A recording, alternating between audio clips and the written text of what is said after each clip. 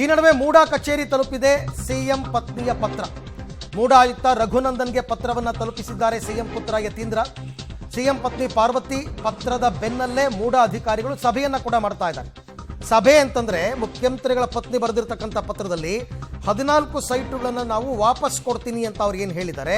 ಇನ್ನು ಮುಂದೆ ಅದನ್ನ ತೆಗೆದುಕೊಳ್ಳುವ ಪ್ರಕ್ರಿಯೆಗಳು ಹೇಗಾಗಬೇಕು, ಯಾಕೆಂದ್ರೆ ಮಾಮೂಲಿ ಕೇಸ್ ಅಲ್ಲ ಇದು. ಈಗಾಗಲೇ ವಿಚಾರಣಾ ಹಂತದಲ್ಲಿ, ತನಿಖಾ ಹಂತದಲ್ಲಿರ್ತಕ್ಕಂಥ ಕೇಸ್.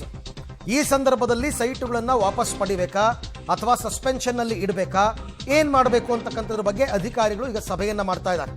ಸಿಎಂ ಪತ್ನಿ ಪಾರ್ವತಿ ಅವರ ಪತ್ರವನ್ನು ಅವರ ಪುತ್ರ ಯತೀಂದ್ರ ಸಿದ್ದರಾಮಯ್ಯ ಅವರು ಮೂಡಾದ ಆಯುಕ್ತರಿಗೆ ತಲುಪಿಸಿದ ರಘುನಂದನ್ ಅವರಿಗೆ. ಈ ಬಗ್ಗೆ ಮತ್ತಷ್ಟು ಮಾಹಿತಿ ನನ್ನ ಕೊಲೀಗ್ KP ನಾಗರಾಜ್ ಅವರಿಂದ ಪಡ್ಕೊಳ್ಳೋಣ. KP, ಈಗ ಮುಖ್ಯಮಂತ್ರಿಗಳ ಪತ್ನಿಯ ನಿರ್ಧಾರ ಏನು ಅಂತಕ್ಕಂಥದ್ದು ಈಗಾಗಲೇ ಆ ಪತ್ರದಿಂದ ಸ್ಪಷ್ಟವಾಗಿದೆ.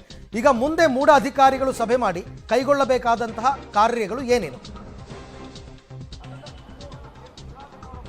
ನಿನ್ನೆ ಕೇವಲ ಮಾಧ್ಯಮಗಳಿಗೆ ಮಾತ್ರ ಸಿಎಂ ಅವರ ಪತ್ನಿಯ ಪತ್ರ ಬಿಡುಗಡೆ ಆಗಿತ್ತು. ಆದರೆ ಅಫಿಷಿಯಲ್ಗಳಿಗೆ ಆ ಪತ್ರ ತಲುಪಿರಲಿಲ್ಲ. ಈಗ ಕೆಲವೇ ಹೊತ್ತಿನ ಮುಂಚೆ ಖುದ್ದು ಸಿದ್ದರಾಮಯ್ಯವರ ಪುತ್ರ ಡಾಕ್ಟರ್ ಯತೀಂದ್ರ ಸಿದ್ದರಾಮಯ್ಯ ತಮ್ಮ ತಾಯಿ ಬರೆದಂತಹ ಪತ್ರವನ್ನು ತೆಗೆದುಕೊಂಡು ಬಂದು ಖುದ್ದು ಮೂಡಾ ಆಯುಕ್ತರಿಗೆ ಆ ಪತ್ರವನ್ನು ತಲುಪಿಸಿದ್ದಾರೆ.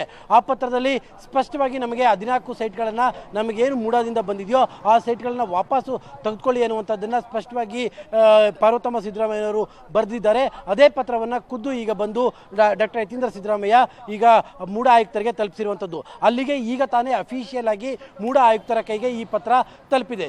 ಈಗ ಮುಂದಿನ ಪ್ರೊಸೀಜರ್ ಏನು ಅನ್ನುವಂಥದ್ದು, ಈಗಾಗಲೇ ಏನು ನಿವೇಶನಗಳನ್ನು ಯಾರು ಪಡೆದಿದ್ದಾರೋ ಅವರೇ ಅದನ್ನು ವಾಪಸ್ಸು ಮೂಡಾಗೆ ಕೊಡ್ತೀವಿ ಅಂತ ಲೆಟರ್ ಕೊಟ್ಟ ಮೇಲೆ ಅದನ್ನು ಈಗ ವಾಪಸ್ ತೆಗೆದುಕೊಳ್ಬೇಕೋ ಬೇಡ ಅನ್ನುವಂಥದ್ದು ಈಗ ಇರುವಂತಹ ಪ್ರಶ್ನೆ. ಯಾಕಂದರೆ ಈಗಾಗಲೇ ಒಂದು ಕಡೆಯಲ್ಲಿ ಇಡಿ ಎಂಟ್ರಿ ಆಗಿದೆ, ಮತ್ತೊಂದು ಕಡೆಯಲ್ಲಿ ಲೋಕಾಯುಕ್ತ ತನಿಖೆ ಶುರುವಾಗಿದೆ, ಮಗದೊಂದು ಕಡೆಯಲ್ಲಿ ಹೈಕೋರ್ಟ್ನ ಸೂಚನೆಗಳು ಕೂಡ ಇದೆ.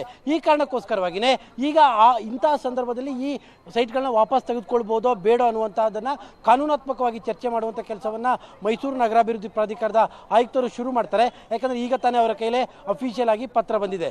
ಆದರೆ ನಮಗೆ ಸಿಗ್ತಾ ಇರುವಂತಹ ಮಾಹಿತಿಗಳ ಪ್ರಕಾರವಾಗಿ ಪಾರ್ವತಮ್ಮ ಸಿದ್ದರಾಮಯ್ಯವರು ಕೊಟ್ಟಿರುವಂತಹ ಈ ಪತ್ರ, ಏನು ಸೈಟನ್ನು ವಾಪಸ್ ತೆಗೆದುಕೊಳ್ಳಿ ಅನ್ನುವಂಥ ಏನು ಪತ್ರವನ್ನು ಕೊಟ್ಟಿದ್ದಾರೋ ಆ ಪತ್ರದ ಆಧಾರದ ಮೇಲೆ ಸೈಟನ್ನು ವಾಪಸ್ಸು ತೆಗೆದುಕೊಳ್ಳುವಂತಹ ಅವಕಾಶವೂ ಕೂಡ, ಅಧಿಕಾರವೂ ಕೂಡ ವಾಪಸ್ ತೆಗೆದುಕೊಳ್ಬಹುದಾದಂತಹ ಸ್ಥಿತಿಯೂ ಕೂಡ ನಗರ ಆಯುಕ್ತರಿಗೆ ಇದೆ ಅನ್ನುವಂತಹ ಮಾಹಿತಿಗಳು ಕೂಡ ಲಭ್ಯವಾಗ್ತಾ ಇದ್ದಾವೆ. Arvind. Okay KP, thank you. ತಮ್ಮೆಲ್ಲ ಮಾಹಿತಿಗಾಗಿ ಧನ್ಯವಾದ.